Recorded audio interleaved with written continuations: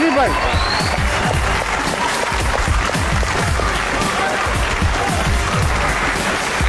تہذیب بھائی بہت بہت خوش آمدید. بہت شکریہ. ویلکم ٹو اسنا منائے. شو کی روایت ہے جی جی کہ جو بھی گیسٹ آتا ہے شعر سناتا ہے, اور آج تو روایتوں کے امین آئے. پتا ہو میں سناتا ہوں کہ ذہن سے یادوں کے لشکر جا چکے, واہ, وہ میری محفل سے اٹھ کر جا چکے, میرا دل بھی جیسے پاکستان ہے, سب حکومت کر کے باہر جا چکے. تشریف رکھیے. کیا بات, سب حکومت کر کے باہر جا چکے. تو پاکستان کی طرح دل کے حکمران بھی ہر سال بدلتے رہتے ہیں یا ایک ہی رکھتے ہیں؟ بہت ہیں. بہت. تہذیب بھائی ہم دونوں میں کافی چیزیں کامن ہیں, جیسے میں گڈ لکنگ ہوں اور آپ کو بھی اللہ تعالیٰ نے خوبصورت آنکھیں دی ہیں جو پہچان سکتی ہیں کہ میں گڈ لکنگ ہوں.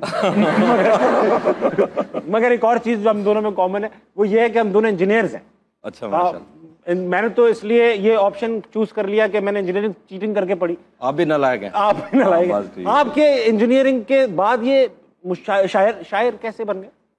بس شروع سے مجھے شاعری کا شوق تھا, پر جیسے ہمارے سب ماں باپ یہی چاہتے ہیں کہ ان کے بیٹے جو ہیں انجینئر یا ڈاکٹر بنے, تو میں کہتا رہا کہ میں بی اے کروں گا, ایف اے کروں گا اور پھر ایم اے کروں گا اردو میں. انہوں نے کہا نہیں انجینئرنگ کرنی ہے, تو پھر میں نے انجینئرنگ کی, لیکن اس کے بعد معاملہ تو وہیں تھا. پھر میں نے ایم اے کیا تو ادھر آ گیا واپس. اچھا, انجینئرنگ ہو گئی آپ سے, اس کے باوجود کہ آپ بالکل ہی نہیں چاہ رہے تھے. ہاں ڈگری میرے پاس ہے. ڈگری, اور کس چیز میں یہ گناہ کر بیٹھے؟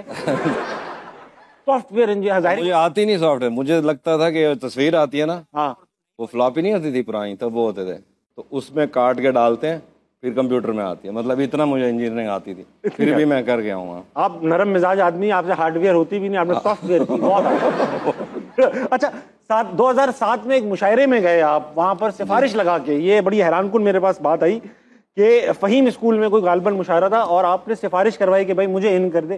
مشاعرہ آپ نے کیا, پھر کیا ہوا؟ کہ بہت شوق تھا زیادہ نا, تو تب بہت پرانی بات ہے ظاہر ہے, مجھے کوئی طریقہ نہیں ملتا تھا کہ میں کہیں جاؤں اور میں شعر پڑھوں. اور ایک مجھے بہت مسئلہ ہے اس چیز سے کوئی سفارش کرے, لیکن اب پہلی دفعہ تھا تو میں نے ایک بندے کو فون کیا, اس نے کہا چلے جاؤ. تو اب میں وہاں جب گیا تو میرا زندگی کا پہلا مشاعرہ تھا, تو اب میں بہت ایکسائٹیڈ تھا کہ پتہ نہیں کیسا مشاعرہ ہوگا اور کیا رہے گا. اچھا, اسٹیج سے ڈر نہیں لگتا تھا کہ لوگ ہوں گے, دیکھیں گے, کہیں گے؟ پہلی بار مجھے شوق ہی اتنا تھا, وہ جو مرضی ہوگا ایک دفعہ تو جائیں. تو اب میں جیسے ہی پہنچا تو آگے لوگ بیٹھے تھے, پہلا شاعری میں تھا. اچھا, ہاں. تو مجھے لگا کہ شاید پہلے بلایا بڑا شاعر ہوں. بڑا شاعر, الٹا ہوتا ہے جب الٹا ہوتا ہے. پہلے مجھے نہیں تھا پتا. میں جیسے گیا ہوں تو ادھر سے لائٹ چلی گئی, تو ایک بزرگ بیٹھے تھے, اس نے کہا پھر اس کے بعد چراغوں میں روشنی نہ رہی. اس طرح کی باتیں کی, تو گھر آ کے میں بہت رویا بھی. اللہ, اس بزرگ کی بات پہ زیادہ رویا میں. انہوں نے آپ پہ طنز کر دیا؟ جی جی جی, انہوں نے طنز کر دیا. پھر وہ بزرگ کبھی دوبارہ کسی بڑے مشاعرے میں جہاں آپ کو داد وصول ہو رہی ہو ملے؟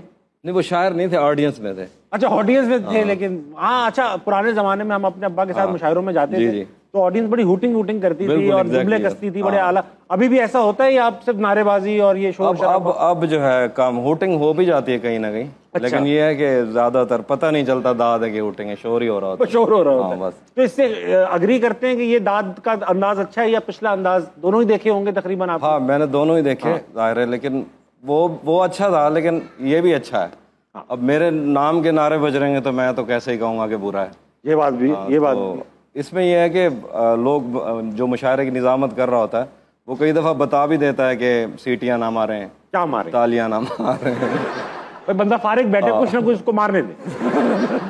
اس ملک میں صرف مر رہے لوگ, جہاں ان کو موقع ملے کچھ نہ کچھ مارنے کا انہیں مارنے.